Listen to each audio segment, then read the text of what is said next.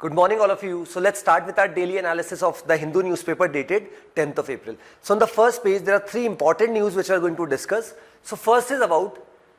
telecom authorities block 120 sender IDs for bulk messaging over China link. So in the recent past, if we see the situation which has been going on in our country, there are a lot of people, there are a lot of companies who are involved in such a kind of activities. Which kind of activities? Basically, they are trying to create an environment जहाँ पे there are a lot of people who are facing issues with respect to these bulk messaging or these kind of things. So basically यहाँ पर हुआ क्या है, जो हमारे यहाँ पे टेलीकॉम रेगुलेटरी अथॉरिटी है, that is TRAI telecom regulatory authority of India, उन्होंने यहाँ पर ये पाया है that there are nearly 120 service providers जो यहाँ पे क्या कर रहे हैं, उनका जो नाम है वो यहाँ पर देयर सर्टेन चाइनीज कंपनीज उनका नाम यूज कर रहे हैं और लोगों को कहीं ना कहीं फ्रॉड्स में यहाँ पे फंसाने की कोशिश की जा रही है। किस तरीके के फ्रॉड्स हम देख रहे हैं, अगर पिछले कुछ समय से देखें तो हमने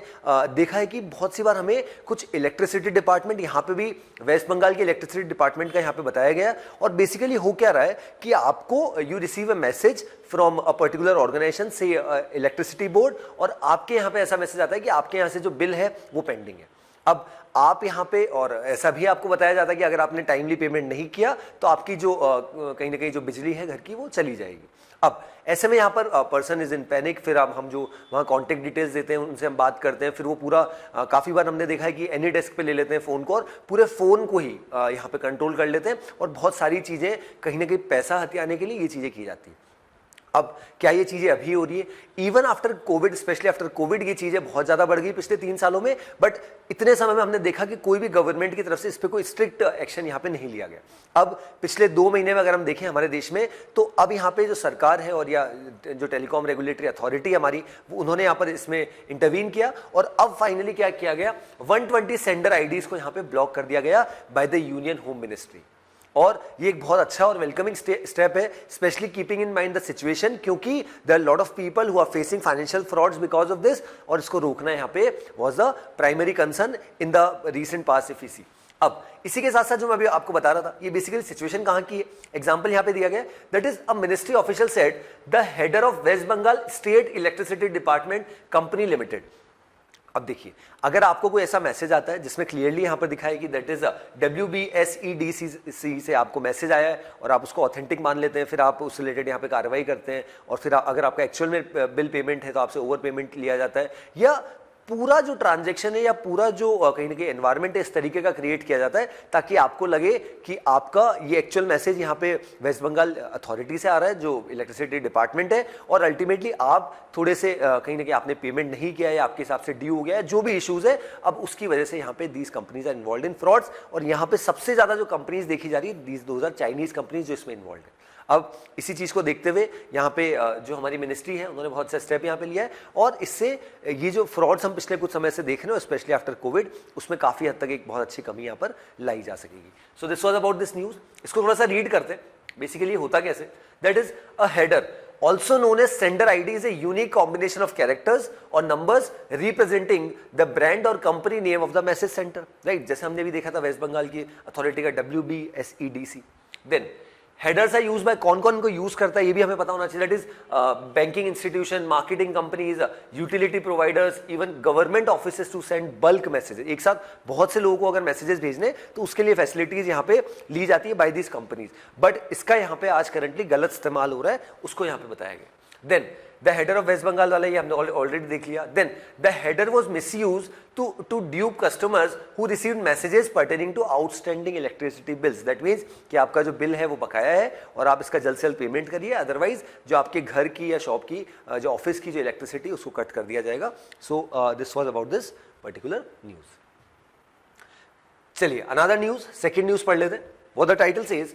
India's tiger population tops 3000 shows census. So पिछले कुछ समय से अगर हम देखें हमारी गवर्नमेंट बहुत सीरियस है कि जिस तरीके से हमारे यहाँ पे अगर हम चीतास का रीइंट्रोडक्शन की मैं बात करता हूँ, रिसेंटली हमने 8 चीतास सितंबर 2022 में नामीबिया से यहाँ पर मंगाए थे। देन अभी भी 20 चीताज हमने साउथ अफ्रीका से मंगाए, और हालांकि इसमें रिसेंटली हमने एक देखा कि और इन सभी को मध्य प्रदेश के कूनो नेशनल पार्क में रखा है। बट हुआ क्या, रिसेंटली उनमें से एक चीता जो है जिसका नाम साशा रखा गया था, उसकी यहाँ पर डेथ हो गई। और अभी एक अच्छी न्यूज़ भी उसके बाद में आई कि एक चीता ने यहाँ पर 4 बच्चों को भी जन्म दिया। तो अल्टीमेटली हमारा यहाँ पे फोकस ये है कि चीताज जो हमारे देश में एक्सटिंक्ट हो चुकी प्रजाति, उसको फिर से रीइंट्रोड्यूस किया जाए। और यहाँ पे कल हमने देखा था हमारे ऑनरेबल प्राइम मिनिस्टर यहाँ पे बांदीपुर नेशनल पार्क में यहाँ पर गए थे, और कहीं ना कहीं अभी भी रिसेंटली हमने प्रोजेक्ट टाइगर, जो former and late prime minister of our country late Indira Gandhi ji, उन्होंने 1973 में स्टार्ट किया था, 1 अप्रैल 1973,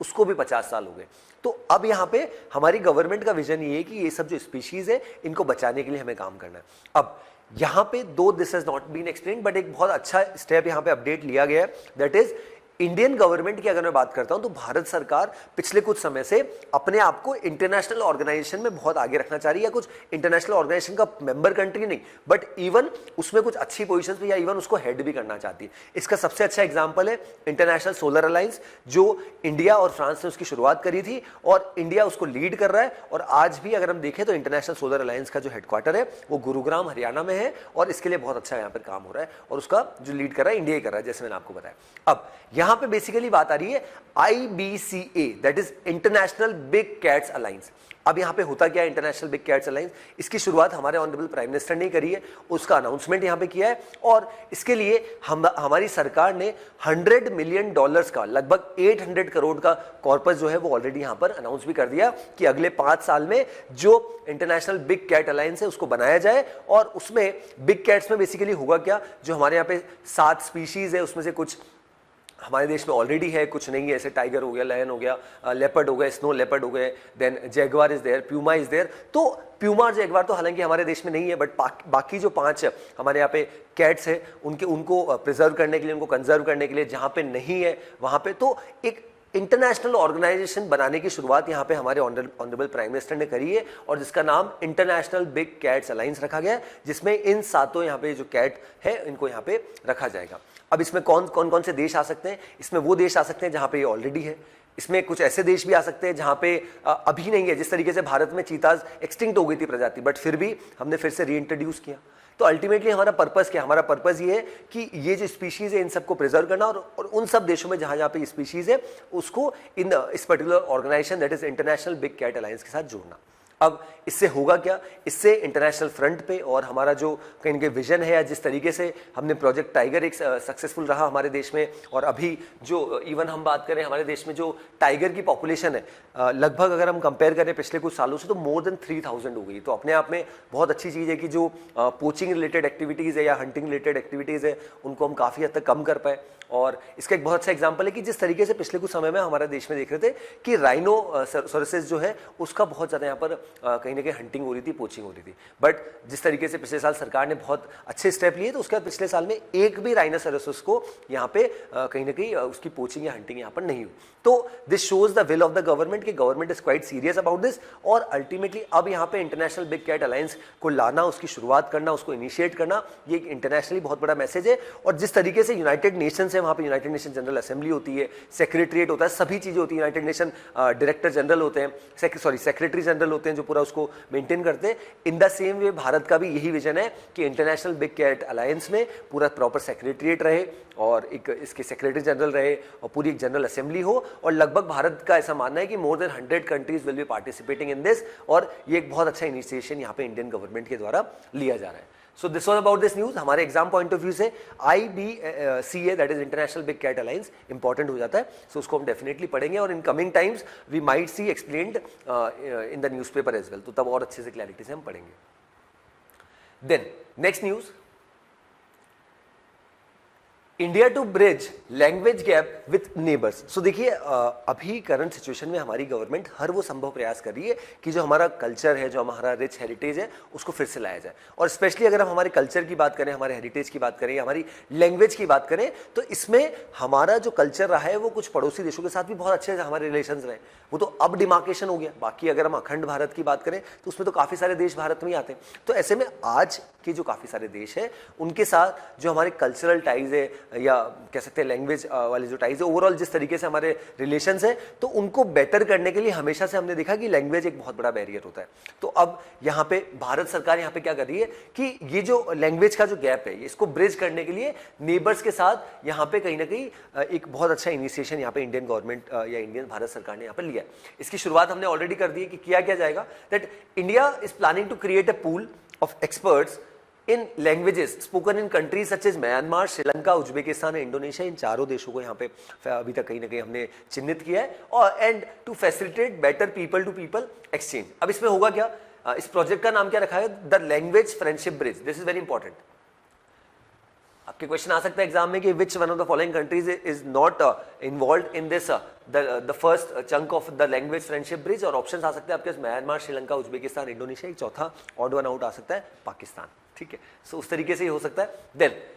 which plans to train 5 to 10 people in the official languages of each of these countries, और कौन कौन सी लैंग्वेजेस की यहाँ पर बात की गई है, that is Kazakh, Uzbek, Bhutanese, then घोटी, Burmese, Khmer, Thai, Sinhalese, Bahasa, ये सब लैंग्वेजेस को यहाँ पे आइडेंटिफाई किया है। और इसमें भारत सरकार कुछ लोगों को यहाँ पे आइडेंटिफाई करके, कुछ एक्सपर्ट्स को, और उनको ट्रेन करेगी इस लैंग्वेजेस में, और अल्टीमेटली इससे जो बॉन्डिंग है, जो कल्चरल टाइज है इन सब देशों के साथ, नेबरिंग कंट्रीज के साथ भारत के, वो और स्ट्रेंथन होंगे और बूस्टअप यहाँ पे होंगे। चलिए, this was about this news. आगे बढ़ते हैं। City part we can skip. On the state page, a lot of political news are there.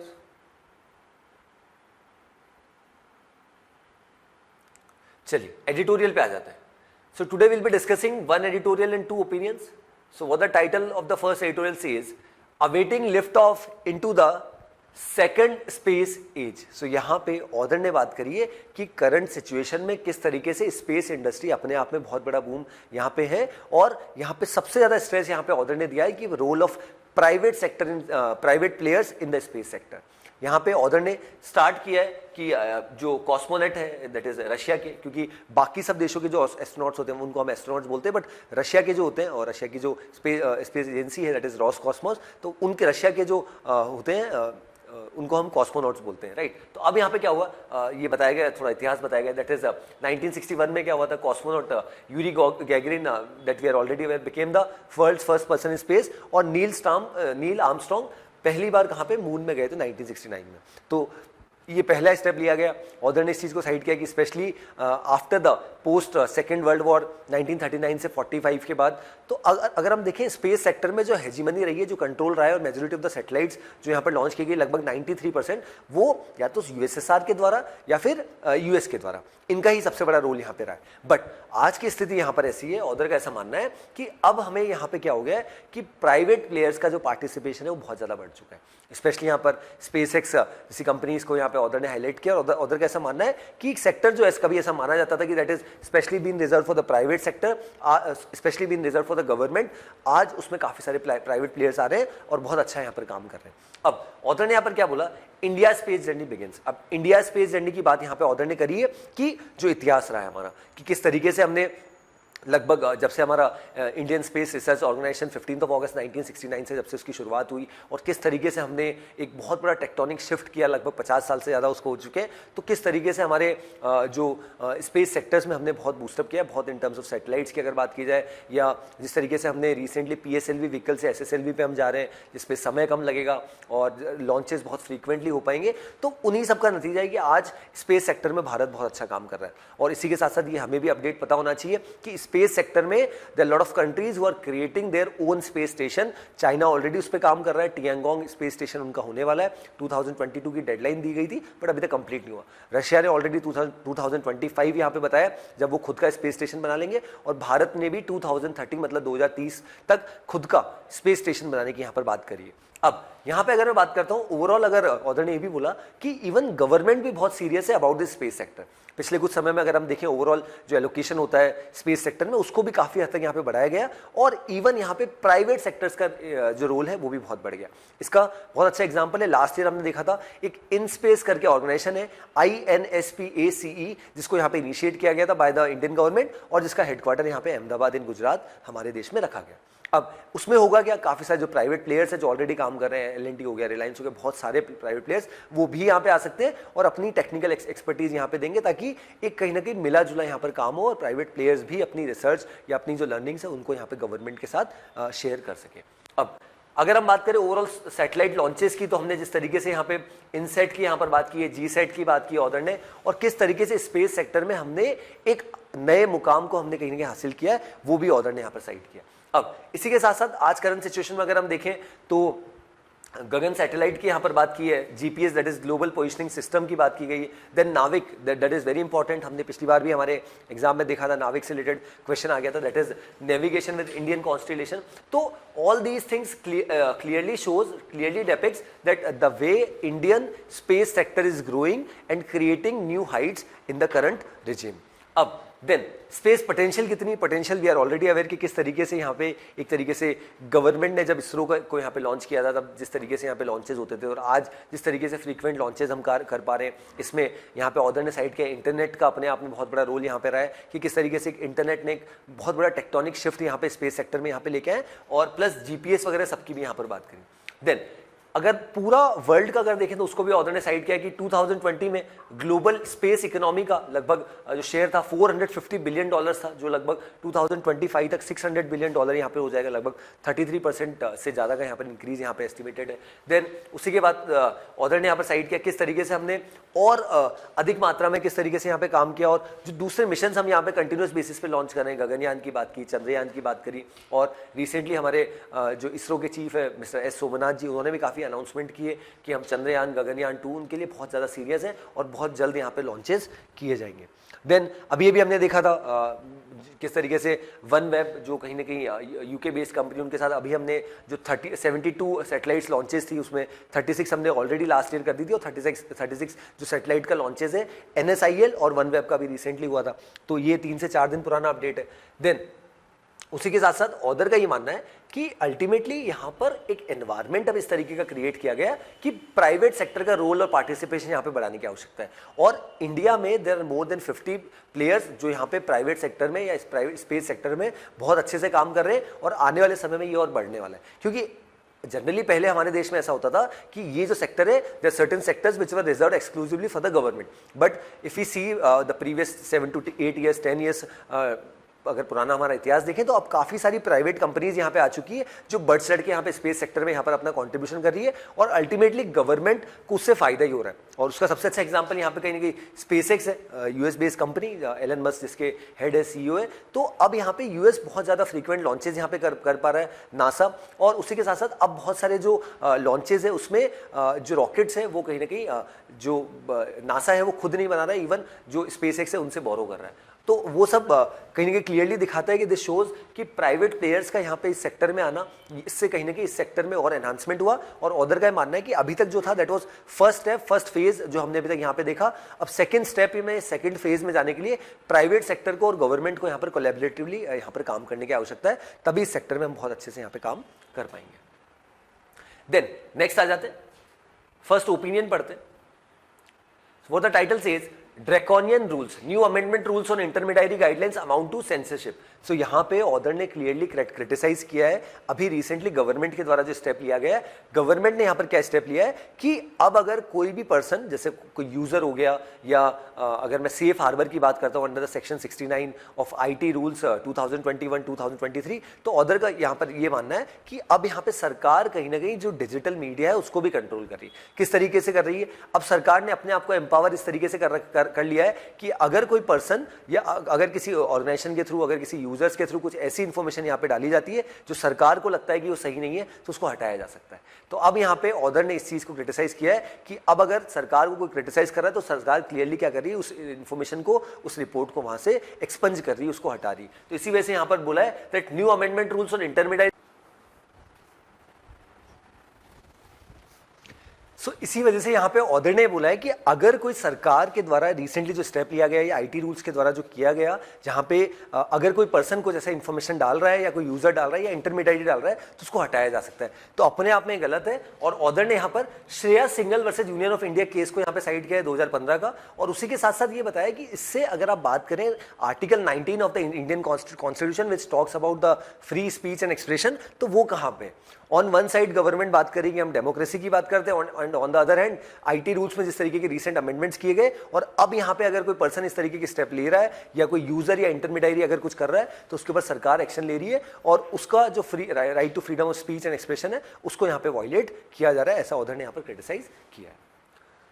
Then, second opinion, race to the bottom. Restricting journalists does not serve the interest of China और India. So recently अभी यहाँ पे क्या हुआ है, China ने फिर से जो recent situation में क्या किया है कि हमारे अरुणाचल प्रदेश के 11 ऐसी प्लेसेस है जिसका रीनेमिंग किया है। क्या ये पहली बार हुआ है? हमने पहले भी 2 इंस्टांसेस देखे हैं 2017 में और 2021 में, जहाँ पे हमारे देश का जो अरुणाचल प्रदेश का पार्ट है उसमें चाइना क्या करता है, जो हमारे यहाँ की प्लेसेस है 2021 में देखा था देयर वर नियरली 15 प्लेसेस जिनको चाइना ने अपना नाम दे दिया था कि ये तो हमारी टेरिटरी। तो चाइना का हमें ऑलरेडी पता है कि जो टेरिटरी उनकी है वो तो उनकी है, बट जिसपे वो क्लेम कर दे वो डिस्प्यूटेड है। तो अब यहाँ पे ऑर्डर ने क्या बोला, जैसे ये कंट्रोवर्सी यहाँ पे आई, अब यहाँ पे रिसेंट सिचुएशन में क्या हुआ है कि कुछ जो इंडियन जर्नलिस्ट है जो चाइना में यहाँ पे काम करते थे उनके वीजास को यहाँ पे रोक लगा दी है। और यहाँ पे ऑर्डर ने ये भी बोला कि करंट सिचुएशन की अगर बात की जाए तो ऐसा भारत सरकार के द्वारा भी किया गया कि पिछले कुछ समय से जो चाइनीज जर्नलिस्ट है जिनको वीजाज लगभग 1 साल के लिए दिया जाता था उसको रिड्यूस करके अब 3 महीने का कर दिया गया। तो ऑर्डर का यहाँ पर ये मानना है कि क्या ये सही स्टेप है,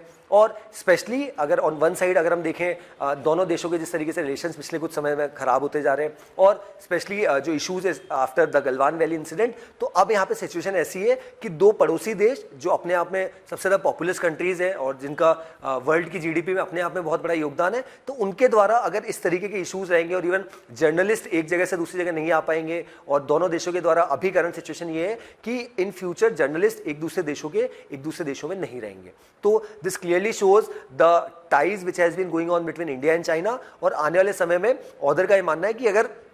जर्नलिस्ट तो कहीं ना कहीं अपनी बात रखते हैं और जो वहाँ की सिचुएशन है उसको कहीं ना कहीं लोगों तक बताते हैं मीडिया के थ्रू, बट अगर ऐसा नहीं हो सकता तो उससे कहीं ना कहीं दोनों देशों के रिलेशंस और यहाँ पे खराब होने की बात यहाँ पे की है, और इसी वजह से यहाँ पे प्रेस को यहाँ पे और वीजास की बार बार यहाँ पे ऑर्डर ने बात करी। और क्यों यहाँ पर बात की, क्योंकि रिसेंटली हमने देखा किस तरीके से यहाँ पे चाइना ने रीनेमिंग करी, उसके बाद ये कॉन्ट्रोवर्सी यहाँ पर फिर से बढ़ गई। चलिए आगे बढ़ते हैं।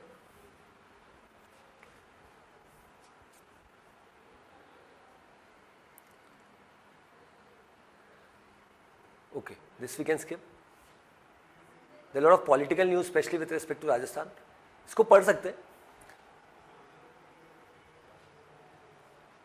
There was a news about, okay, this news. Indian American Mr. C.R. Rao wins Nobel Prize equivalent in statistics at the age of 102. So यहाँ पे इंडियन अमेरिकन स्टैटिस्टिशियन है that is mister C.R. Rao ji, उनको international prize in statistics यहाँ पे मिला है, और इसको नोबेल प्राइज ऑफ स्टैटिस्टिक्स के समान यहाँ पे माना जा सकता है। इतना बड़ा अपने आप में ये अवार्ड है, और जिस तरीके से हमने पिछले कुछ समय से देखा कि the way Indians who are trying to create a new standards with respect to, अगर हम ऑस्कर की बात करें या उसके पहले गोल्डन ग्लोब अवार्ड्स की बात करें, और उसी यहाँ पर लिस्ट में यहाँ पर एक और अवार्ड यहाँ पे आ गया है। और जो प्रोफेसर है मिस्टर राव जो 102 ईयर्स के उनका जिस तरीके से यहाँ पे कंट्रीब्यूशन रहा है, और इंडियन अमेरिकन ये है, तो उनको यहाँ पे अवार्ड मिला which is equivalent to Nobel prize in statistics. ये वन लाइनर में हमारे पूछा जा सकता है एग्जाम में, सो डेफिनेटली हमें पता होना चाहिए। बाकी उनका इतिहास दे रखा है, कहाँ से उन्होंने पढ़ाई करी, सब चीज़ें, बट वो हमारे काम का नहीं है, बट हमें पता होना चाहिए क्या अवार्ड उनको मिला है उसके बारे में। चलिए on the world section, first news, there are a lot of news on the world section which we are going to discuss. First news, China simulates strikes on Taiwan on day 2 of drills. So यहाँ पे अब China और Taiwan के relations में फिर से खटास आ गई। क्यों? क्योंकि जिस तरीके से जो ताइवान के अभी प्रेसिडेंट है, उन्होंने जिस तरीके से जो केविन मैकार्थी है यूएस के हाउस के स्पीकर, कांग्रेस के स्पीकर, उनसे जिस तरीके से उनकी मुलाकात हुई, और उसके बाद चाइना ने समय समय वार्निंग दे दी कि गलत है, और जिस तरीके से यूएस यहाँ पे इंटरवीन कर रहा है उसको भी यहाँ पे गलत ठहरा है। अब चाइना ने क्या करा, एक तरीके से मिलिट्री ड्रिल यहाँ पे स्टार्ट कर दी, और कल ही यहाँ पर ताइवानीज अथॉरिटीज़ ने बताया कि जिस तरीके से यहाँ पे ओवरऑल्स को बढ़ाया गया, ताइवान के डिफेंस मिनिस्टर का मानना है कि इन्होंने 58 चाइनीज एयरक्राफ्ट एंड 9 शिप्स को यहाँ पे जो ताइवानी टेरिटरी है उसमें देखा है, और चाइनीज शिप्स को। क्या ये पहली बार हुआ? हमने काफ़ी पहले भी ऐसे इंस्टांसेस देखे जब यहाँ पे चाइनीज़ गवर्नमेंट के द्वारा, चाइनीज़ मिलिट्री के द्वारा, चाइनीज़ नेवी के द्वारा इस तरीके की चीज़ें की जा रही, इवन चाइनीज़ एयरफोर्स के द्वारा कि जो सिविलियन एयर स्पेस है या वाटर स्पेस है या टेरिटोरियल वाटर्स जो है उसको यहाँ पे वायलेट किया जाता है समय समय पे। और यहाँ पे हमने पहले भी देखा कि चाइना क्लियरली ये बोलता है कि ताइवान तो हमारी टेरिटरी। अब चाइना ने पहले भी ऐसा क्लेम किया, अगर जो हमारे रिलेशन है उसके बीच में बार बार यूएस आता है तो यूएस कहीं ना कहीं आग से खेल रहा है। चाइना की गवर्नमेंट के ने इस तरीके के स्टेटमेंट दिए that if US is trying to intervene in the situation what has been going on between China and Taiwan then it is playing with fire. So एक बहुत स्ट्रॉन्ग मैसेज था यहाँ पे जो चाइनीज गवर्नमेंट के द्वारा यहाँ पे दिया गया था। बट स्टिल आज सिचुएशन ये है कि चाइना जो है ताइवान को अपनी ही टेरिटरी मानता है, और इवन ताइवान के लोग, ताइवान के प्रेसिडेंट बहुत वोकल है रिगार्डिंग दिस कि हम किसी भी तरीके से चाइना के अंडर में या चाइना के आधिपत्य में यहाँ पर नहीं। So this was about this. Then 2 killed in Russian strike on Ukraine's Zaporizhzhia. So अब बेसिकली यहाँ पर साल भर से ज़्यादा समय हो चुका है और अभी भी किसी भी तरीके का सिचुएशन ऐसा नहीं देखने को मिल रहा कि कोई डेडलॉक आए या सीज फायर एग्रीमेंट हो या किस तरीके से यूएस द डेवलप्ड नेशन यहाँ पे इंटरवीन करे और इस इशू को, रशिया यूक्रेन वॉर को यहाँ पे रोके। और रादर ये वॉर और बढ़ती जा रही है और अब रशिया जो है और अलग अलग एरियाज में जिस तरीके से यहाँ पे अटैक्स कर रहा है उसको बताया। अभी रिसेंटली यहाँ पर इन अटैक की वजह से 2 लोगों की यहाँ पर जान चली गई। Then another issue that is Israel attacks Syrian targets in response to rocket fire. So यहाँ पे recently हमने देखा जिस तरीके से इजराइल के रिलेशन इसके पड़ोसी देशों के साथ जिस तरीके के हो रखे हैं और जिस तरीके से यहाँ पे अटैक्स हो रहे हैं। रिसेंटली हमने देखा इजराइल ने जिस तरीके से अटैक्स किया और उसके बाद उसको रिटेलिएशन को देखते हुए यहाँ पे इजराइल में देयर वर 2 फीमेल्स जो एक कार में बैठे थे विद इंक्लूडिंग देयर मदर। तो यहाँ पे दोनों उन बच्चियों की यहाँ पर जान चली गई, उनकी मदर को भी यहाँ पे चोट आई। तो इजरायली गवर्नमेंट ने क्लियरली यहाँ पर बोला कि हम इसके खिलाफ एक्शन लेंगे और वो एक्शन यहाँ पे लिया जा रहा है। और अभी रिसेंटली हमने देखा कि इजराइल की कुछ जगह यहाँ पे अटैक्स भी हुए, सीरिया के द्वारा गोलान हाइट्स की यहाँ पर बात की गई। तो इससे क्लियरली एक मैसेज यहाँ पे जा रहा है कि इजराइल और ये जो पैलेस्टाइन का कॉन्फ्लिक्ट है या पड़ोसी देशों का लेबनान, सीरिया, ये जो इश्यूज है वो और ज्यादा यहाँ पे बढ़ते जा रहे हैं। Then the last news that is about China Taiwan. इसमें यहाँ पे फ्रांस के जो प्रेसिडेंट है इमैनुअल मैक्रोन, उनका यहाँ पे बहुत बड़ा स्टेटमेंट आया that is Europe must not be A follower of US, China और ताइवान, मैक्रोन। अब यहाँ पे यूरोप को यहाँ पर ये समझ आ गया थ्रू दिस फ्रांस के जो प्रेसिडेंट उनका जो स्टेटमेंट है कि जिस तरीके से रशिया यूक्रेन वॉर में यूरोप का कुछ लेना देना नहीं था बट यूएस की वजह से यूरोपियन कंट्रीज को साथ में आना पड़ा, रीजन बीइंग नेटो। अब यहाँ पे चाइना ताइवान का इशू आ रहा है। अब यूएस यहाँ पर ये चाह रहा है कि सारी यूरोपियन कंट्रीज भी यहाँ पर ताइवान को सपोर्ट करे। उसके लिए यहाँ पे बैकआउट किया है किसने? फ्रांस के प्रेसिडेंट इमैनुअल मैक्रोन ने। उन्होंने क्लियरली बोल दिया कि यूरोप को इस पर्टिकुलर इशू में यहाँ पर घसीटा नहीं जाना चाहिए और अगर ऐसा होता है तो वह अपने आप में गलत है। तो दिस क्लियरली शोज कि अब यहाँ पे यूएस अलग थलग पड़ चुका है with respect to this China Taiwan issue, क्योंकि पहले यूएस का ऐसा मानना था कि there lot of European countries who are supporting this issue और वो कहीं ना कहीं ताइवान के यहाँ पर साथ है। So this was about this news जहाँ पे इमैनुअल मैक्रोन। और रिसेंटली हमने हमारे न्यूज़पेपर एनालिसिस में डिस्कस भी किया था कि इमैनुअल मैक्रोन रिसेंटली यहाँ पर चाइना गए थे और उन्होंने बात भी करी थी कि जो शी जिनपिंग है वो यहाँ पर जो दोनों देशों के बीच में, रशिया और यूक्रेन के बीच में जो इशूज़ है उसके लिए मीडिएशन करा सकते हैं, मध्यस्थता करा सकते हैं और एक अच्छे इंटरलॉक्यूटर बन सकते हैं ताकि ये जो इशू है साल भर से ज़्यादा का उसको जल्द से जल्द यहाँ पर रिजॉल्व किया जा सके। Okay, so herein I conclude with today's session. So that's all from my side. Thanks for watching.